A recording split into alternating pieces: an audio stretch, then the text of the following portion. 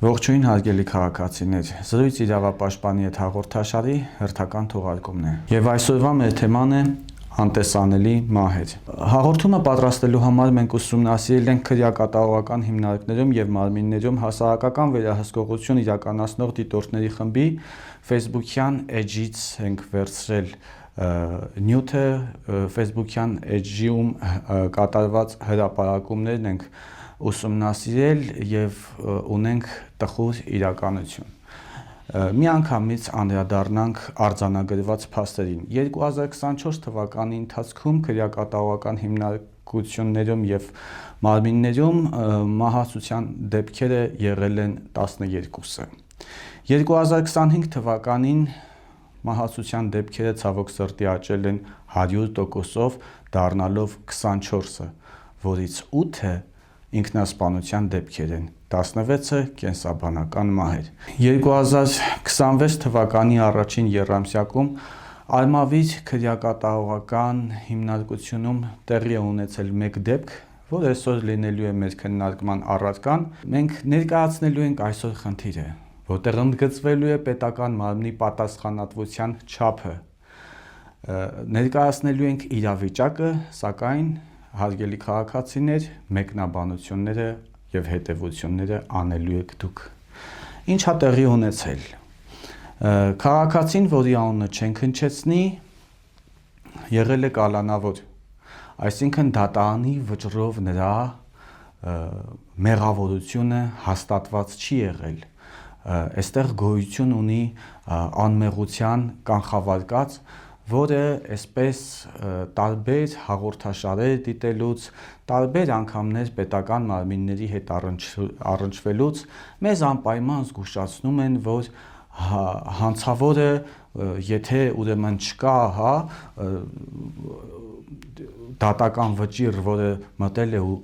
օրինական ուժի մեջ, չի կարելի համարել հանցագործ եւ այս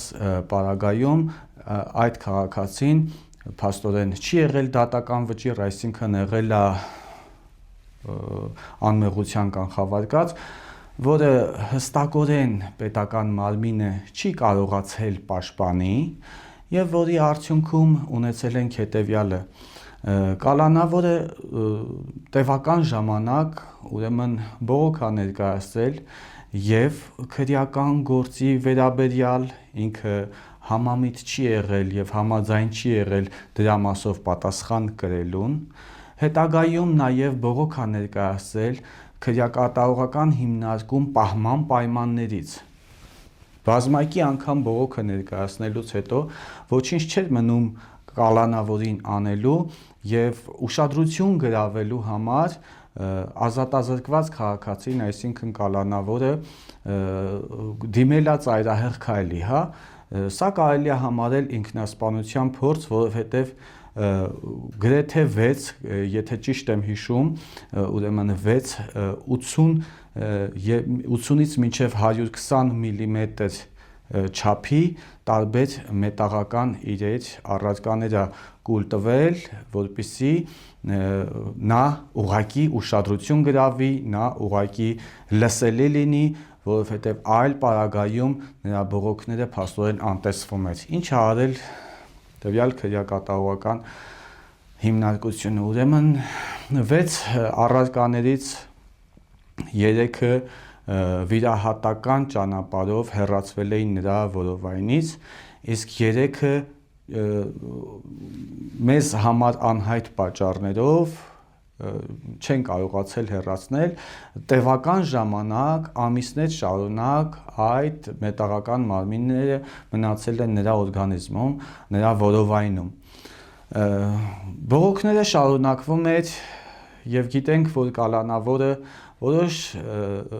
դրվագներում նաեւ տեղափոխվել է պատժախուց, հետագայում գիտենք, որ տվյալ կալանավորը նաեւ հայտարարել է հացադուլ, գիտենք, որ տվյալ կալանավորը հայտարարել է ջրադուլ,